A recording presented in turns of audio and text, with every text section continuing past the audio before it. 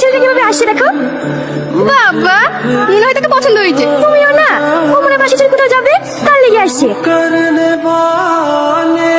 যাবা না ঠিক আছে, হাজারবার করে ফোন করছে, ফোনটা তুমি বলতে তো পারো।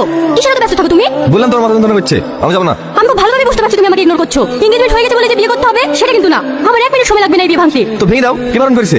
লেবা রোদে করে আসলে শরবতটা খেলে সাথী চলে যাচ্ছে কেন বধু? সাথী এ বাবু, সাথী বাবু চলে গেল কেন? তুমি তো তুই নাকি দেখলা ভালো না দেখতে? যতই ভালো এবং শরবত থেকে পরি নেমে আসলো না, তোর সাথে সাথে বিয়ে হবে। কি গো এত চুপচাপ কেন? তার কথা ভাবছো? কারণ না। স্যার আপনার কফি। হ্যাঁ সরি সরি